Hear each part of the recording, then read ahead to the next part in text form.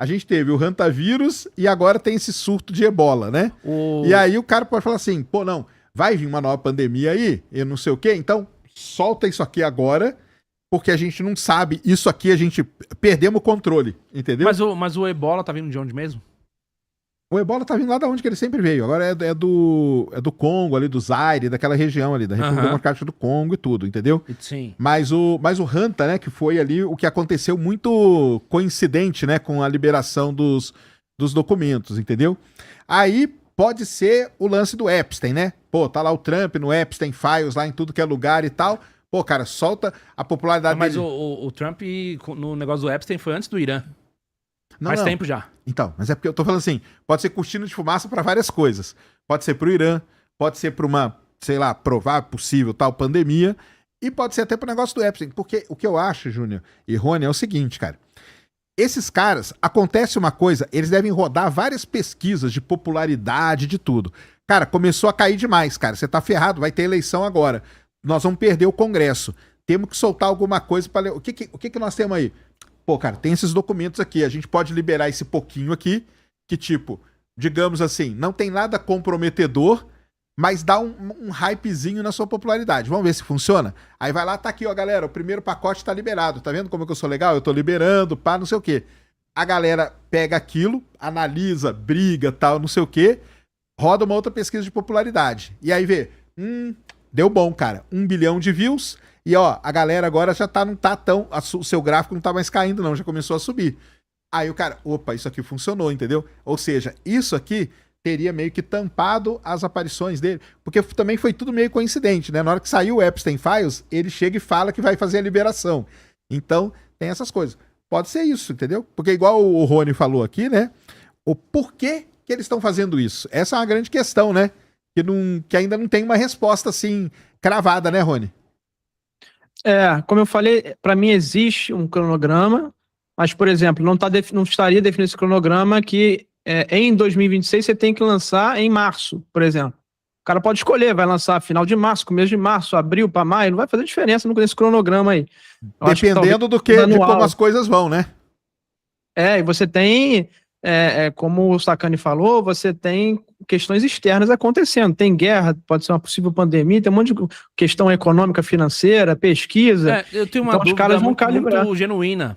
Que, inclusive, vocês que já estavam na internet antes de mim, eu não peguei a pandemia acontecendo, sabe? Se espalhando, como que foi, quanto tempo demorou, se as pessoas acreditavam no começo, eu não lembro disso com clareza, entendeu?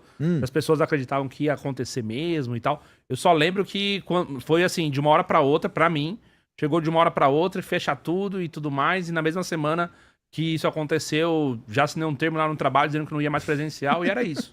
Então eu não sei se... Eu queria entender, por exemplo, que esse negócio do ebola, ou o hantavírus, uma pandemia e tal, mas vamos falar do ebola, que é o que tá mais... Agora, né? É o mais semana atual. passada era o Hantavírus. Exato. Isso aí, né? Assim, daria mesmo pra acontecer algo nesse nível de uma coordenação de uma narrativa global para as pessoas pensarem que, ó, pode chegar um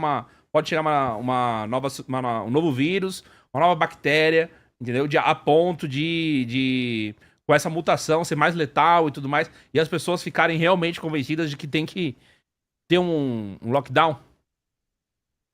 Poder pode, isso aí. Poder? Claro que pode, ué. Isso aí vai do poder de convencimento deles, né, cara? O problema é o seguinte, né? O ebola, assim, tá muito longe dele ser muito longe dele ser uma pandemia, entendeu? Muito longe. A OMS já soltou aí vários documentos e tudo, entendeu? Eles classificaram ali como uma situação de emergência, mas essa classificação que eles dão é para você poder conseguir mais facilmente verba para pesquisar vacina e tudo mais. Essa variante do ebola que tá aí, o ebola tem vacina, só que essa variante específica dele não tem vacina, entendeu? Então você precisaria de um esforço de grana de pesquisadores para desenvolver a vacina. E aí quando você classifica como fake lá, que é com PHEIC dentro da Organização Mundial de Saúde, isso aí faz com que você consiga grana facilmente para pesquisar e para desenvolver vacina e tal. Então é isso. O Hanta seria mais fácil de ter alguma coisa ligada à pandemia, porque até a transmissão, né, do Hantavírus, que é pelo ar e tudo mais, seria mais fácil. Mas, cara, acho que não. Lembrando que lá na época da pandemia, teve documentos também, né? Lembra que teve... Eu lembro, cara, que no meio da pandemia, eu dei uma entrevista pra Band. Aí o cara falou assim, pô, cara, mas aonde que nós vamos fazer essa entrevista? Porque não podia ser no estúdio, porque era no meio da pandemia. Aí falou assim, pô, vamos numa praça? Porque aí a praça era um lugar aberto. Aí o entrevistador, cara, ficava a 10 metros de mim e eu aqui, entendeu? E o câmera lá na PQP filmando tudo, cara. Isso foi no meio da pandemia. Porque ali naquela época, lembra que teve? Que teve uns documentos também, né? Imagens Teve e tudo. Inclusive, o que acontece? Em 2017 tem a matéria do New York Times. Isso. Eles divulgam lá os vídeos do tic-tac, etc. Mas isso foi pela Marinha. Teria sido vazado pela Marinha. E aí o Pentágono ficou silencioso em relação a isso.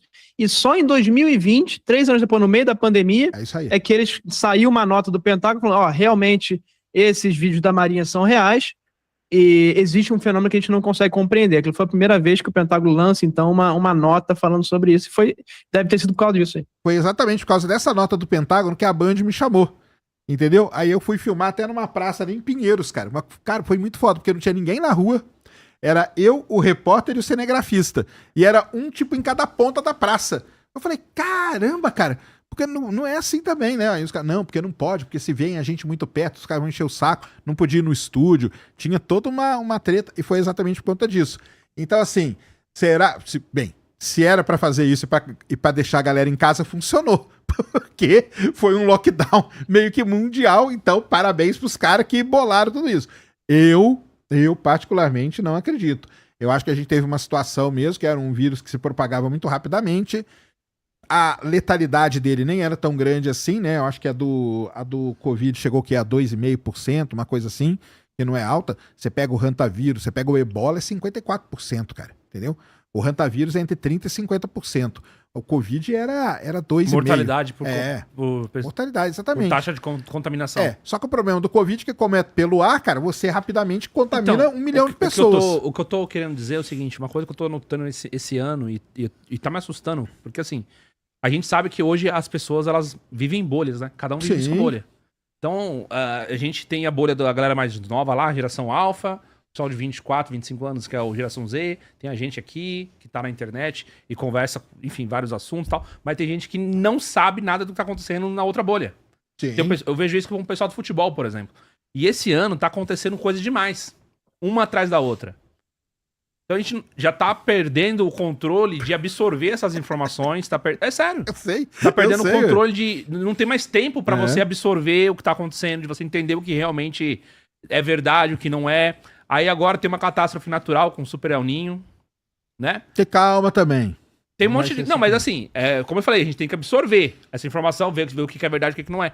Só que é tanta coisa acontecendo, é o Maduro sendo capturado, é invasão no Irã, que se pode acontecer ou não.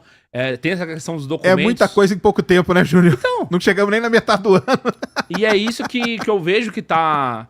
As pessoas quem naquela bolha pode até absorver e tudo mais, mas não consegue absorver tudo, né? Claro. E as pessoas elas vão ficar cada vez mais reféns dessa quantidade, dessa velocidade de informação. Sim. E dependendo da narrativa que fura a bolha, esse que é o problema, né?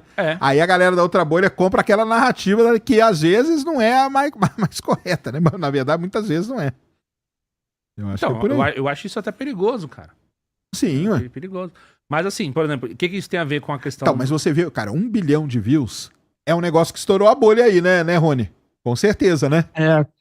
Quem ali coçava a cabeça pra saber se existia alguma coisa, certamente entrou no site, curioso ali pra ver, o que é isso aí? Porque foi a primeira vez que a Casa Branca e o presidente liberaram informações desse assunto, e se dirigindo publicamente à população.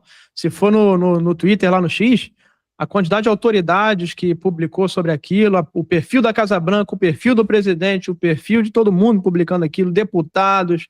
Então, isso nunca aconteceu na história. Então, realmente, o que o pessoal não sabe, que aí é a questão da bolha, né? É o que o Sérgio falou. Muita gente... É tanta informação que o pessoal enche o saco e se especializa, né? Num nicho de informação e fica ali e, de vez em quando, dá uma olhadinha no que está acontecendo fora e dá um pitaco. E muitas vezes esse pitaco é um pitaco que não é coerente porque ele não está vivendo o dia a dia daquele assunto, né? É a mesma coisa de eu falar aqui de futebol e eu não estou vivendo na bolha do futebol, vou falar certamente alguma coisa, alguma bobagem, né? Mas o que o pessoal não sabe é que em 2017, quando saiu essa matéria no New York Times, os deputados e os senadores ficaram uma fera, porque eles são os caras que deveriam aprovar o orçamento para esse programa, por exemplo, de OVNI, né? O cara é eleito para isso. E tinha lá 22 milhões, eles chamam de Black Budget, né, que é o orçamento negro, que ninguém aprova e o Departamento de Defesa vai gastando e ninguém está vendo. Então, os caras não foram nem informados, né, do que eles estavam fazendo. Então, eles ficaram muito bravos com isso, porque se isso está acontecendo para esse assunto, imagina para outros assuntos que a gente nem sabe, né? Com o programa de controle mental, às vezes os caras estão experimentando contra a própria população e a gente não sabe.